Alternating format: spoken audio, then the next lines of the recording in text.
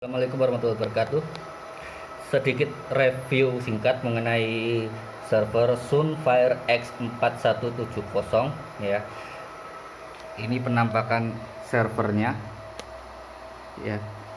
Kemudian ini saya jelaskan pakai monitor, mohon maaf. Spesifikasinya saya jelaskan pakai monitor yang di situ ada noda di tengahnya ya. Enggak apalah, yang penting bisa kelihatan. Jadi spesifikasinya di sini adalah CPU-nya pakai Xeon E5540 2,53 GHz ya. Dua prosesor yang berjalan bersamaan. Kemudian RAM-nya ada 16 GB. Nah, spesifikasi detailnya bisa saya coba bukakan. Di sini ada task manager, memori, RAM-nya di sini 16 GB ya. 16 GB ini 2 slot RAM yang sedang terpasang dan tersisa 16 slot. Jadi totalnya ada 18 slot RAM. Nah, 18 slot RAM. Jadi ini masih bisa berkali-kali lipat dari 16 GB RAM-nya ini ya. Itu. Kemudian CPU-nya sekarang.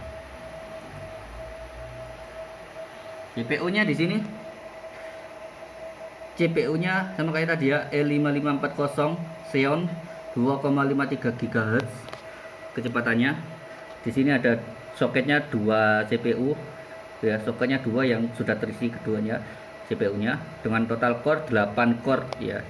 Ya, kelebihan server di sini ya, dia bisa sampai 8 core. Ya, Xeon juga kelebihannya adalah dia bisa core-nya itu banyak, multi core. Karena server pribadi biasanya komputer pribadi biasanya nggak sampai segitu. Biasanya 4 core sudah aja ya, 4 core gitu. Nah, sekarang saya jelaskan di sini. Di sini dalemannya. Daleman yang masih bisa dibuka. Kalau yang daleman yang sana itu ada proses sendiri bukanya. Tekan tombol ini, geser gitu aja. Mungkin saya jelaskan di video lainnya. Ini isinya ada 1 2 3 4 kipas, maaf. 1 2 3 4 5 kipas ya. 5 kipas, 5 fan yang masing-masing itu double. Jadi totalnya bisa 10 fan di sini ya. Ya, 1 2 3 4 5 6 7 8 9 10. Masih tersedia slot 1 2 3. Masih tersedia 3 pasang fan ya. Gitu. Oke, sekarang saya jelaskan minusnya ya, karena ini server lama jadi tentu saja ada minus, tapi minus di sini tidak mengurangi fungsi utamanya servernya. Karena minusnya yang pertama di sini ada lubangnya. Kenapa lubang? Harusnya kan kayak gini. Unlocknya ada yang nggak fungsi, akhirnya berlubang kayak gini ya. Ini nggak masalah karena di sini sudah ada kuncinya. Walaupun nggak dikunci juga nggak masalah sebenarnya ya. Ini kalau saya tekan ini kunci ya. Maaf, ini agak nyetrum ya, nanti aja ya, nyetrum ya. Kemudian minus yang kedua, di sini kan ada 8 slot hard disk, 8 slot hard disk ya, atau SSD, 8 slot SSD di sini. Nah, di sini minusnya ada 1 slot SSD aktifnya yang pecah. Maaf, slot HDD CAD aktifnya yang pecah. Saya jelaskan. HDD CAD itu di sini ada 8 kan slot HDD. Nah, 4 diantaranya 1 2 3 4 ini ada HDD CAD yang aktif. Artinya apa? HDD CAD-nya itu bisa dikasih hard disk atau SSD kayak gini. Nah, ini HDD CAD yang aktif ya. Saya katakan HDD CAD yang aktif gitu aja ya, supaya lebih mudah dipahami. Nah, yang lainnya HDD CAD mainan kayak gini. Ini nggak bisa dikasih hard disk nih. Cuma mainan aja. cuma penutup aja di sini supaya nggak masukkan debu gitu aja. Artinya apa? Kalau mau dikasih harddisk ya beli HDD yang aktif gitu. Nah, 4 diantaranya 1, 2, 3, 4 itu dikasih HDD mainan, emang seperti itu lah. Yang 4 diantaranya HDD aktif. Nah, minusnya itu adalah HDD aktifnya itu pecah satu. Nah, ini nah, mana yang pecah? Yang paling atas ini. Apakah itu bisa dipakai di harddisk? Bisa. Ini butuhnya server ini OS nya ini pakai satu harddisk yang ada di atas nih, yang paling atas ini. Tinggal saya masukin aja manual ya, saya dorong pakai jari. Dorongnya harus kuat ya, karena kalau nggak kuat ya nggak mancep, harus kuat, ditekan lebih kuat lagi ya, sampai mentok baru bisa. Nah, satu di sini HDD nya memang pecah satu ini, HDD aktifnya, tapi tidak mengurangi fungsi karena dia masih bisa. Hanya bedanya kalau HDD kan aktif itu kan di sini ada lampunya kan, lampunya.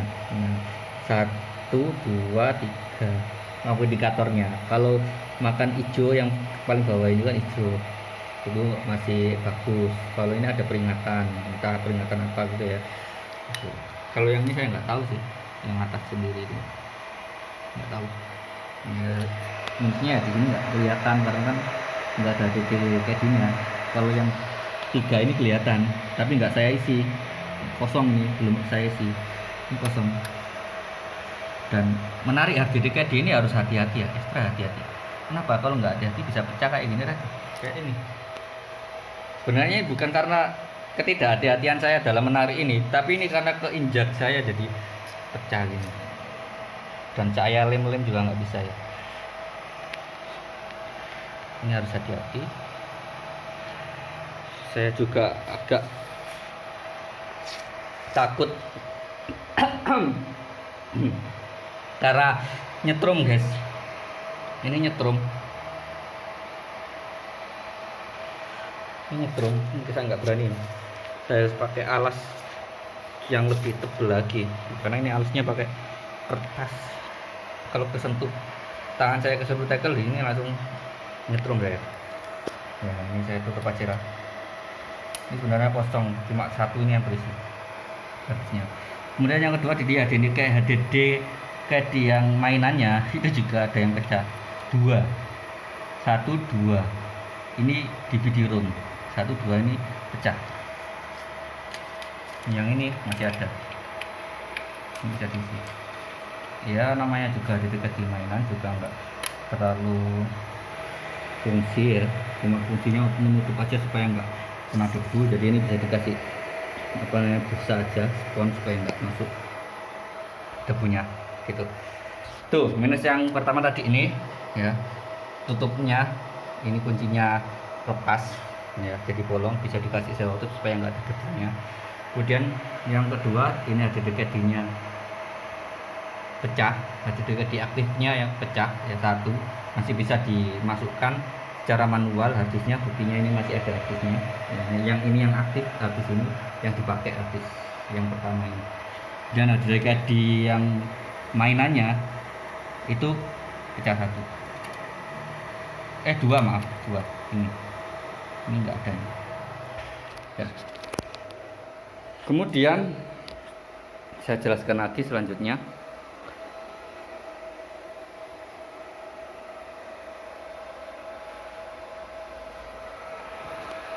Nah, server itu belakangnya seperti ini. Ini VGA. Kemudian di sini 2 slot USB yang saya pakai untuk keyboard dan mouse. Ini juga bisa dipakai untuk bootable, install Windows atau yang lain sebagainya, atau Proxmox. Saya juga pernah pakai Proxmox di sini. Nah, saya jelaskan minusnya. Ini kan ada slot LAN ya, 1, 2, 3, 4, 5, 6, 7, 8. Saya giniin aja, saya balik HP saya. Nah, ada 8 slot RAM. Maaf videonya kepotong tadi. Jadi saya jelaskan selanjutnya di sini ada LAN, slot LAN ya. Slot LAN di sini ada 8. 1 2 3 4 5 6 7 8. Ini saya matikan servernya supaya nggak nyetrum ya. Karena di sini saya langsung berpijak ke tanah, ke keramik. Jadi nyetrum. Ya. Saya tunjukkan tampakan. Nah, belakangnya seperti ini. Di sini VGA ya, VGA, slot VGA. Kemudian di sini ada 2 slot USB yang bisa dipakai untuk bootable dari USB. Ini saya pakai untuk mouse sama keyboard. Di sini ada slot LAN. Di sini ada, nggak tahu ini apa ya, mungkin untuk itu monitor itu loh, remote jarak jauh kayaknya ya. Nah, ini saya jelaskan, sebenarnya ini masih ada lagi LAN cardnya.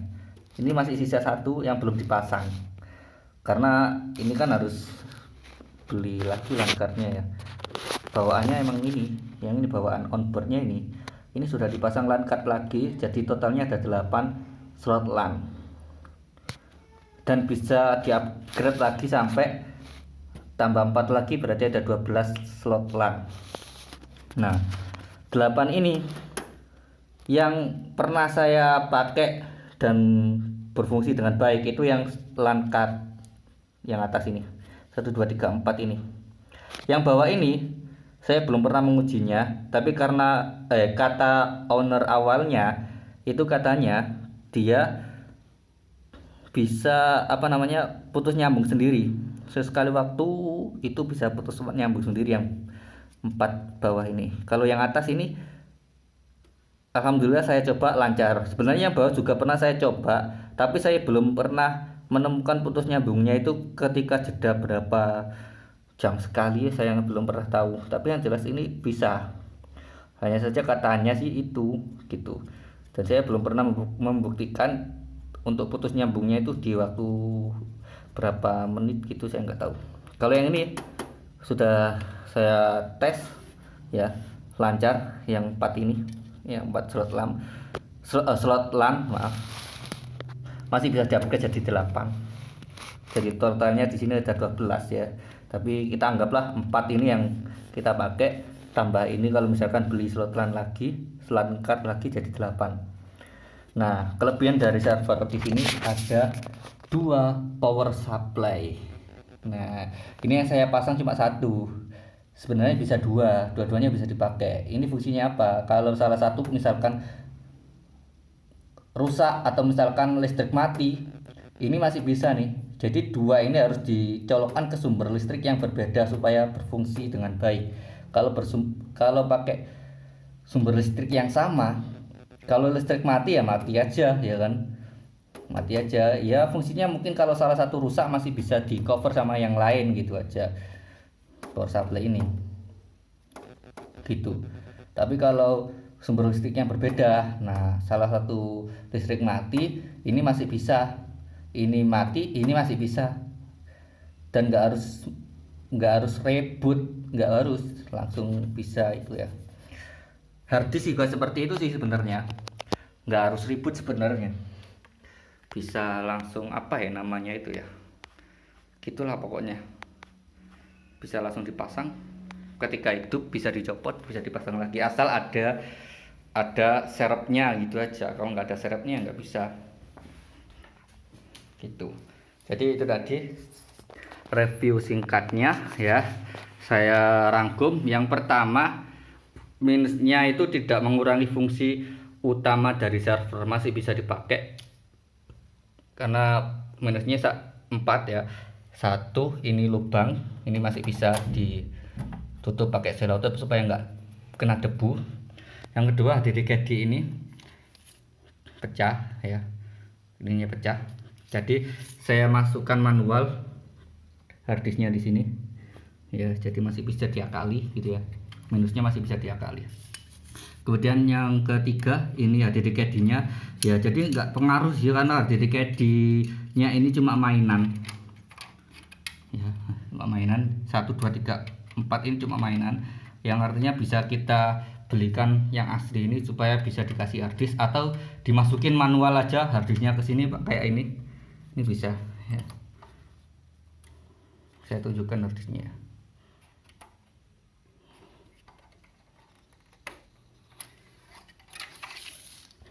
Ini caranya juga agak ribet juga, harusnya ada talinya di sini supaya bisa menarik harddisknya ya.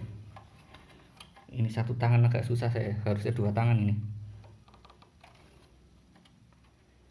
ya, agak susah 2 tangan harusnya ya.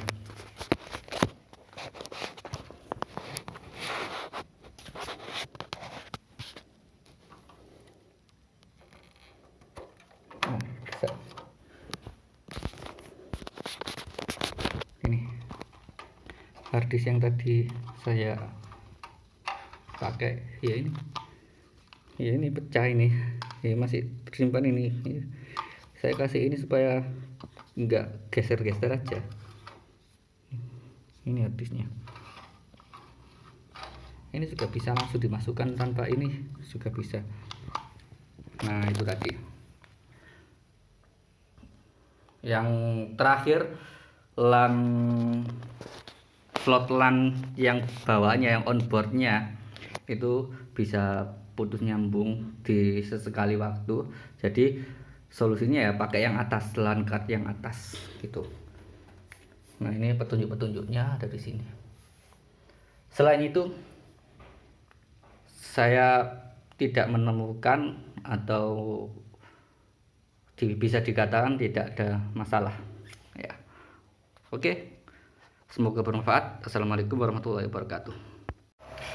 Ya, kelupaan untuk konsumsi daya ini 118 119 sampai 150. Nah ini ada 130 123 ya, ini rata-ratanya ya, sekitar 120 sampai 150. Ini lagi standby turun-turunnya nih, 118 watt, 124 watt, 119 watt, dan puncaknya ini nah ini 193 atau kita katakanlah 200 ya. Ini ketika pertama kali dinyalakan, nah dia loadnya tinggi tuh, nah ini sampai segini 190 watt ya. Dan standby, bukan standby sih namanya ya, normalnya ya segini 118 128. Ini untuk beban CPU masih 0% sih, memori 11%. Mungkin kalau beban CPU nya 50% sekitar 160 wattan perkiraan ya segitulah untuk konsumsi listriknya, masih standar ya 120 140 gitu. Oke, terima kasih.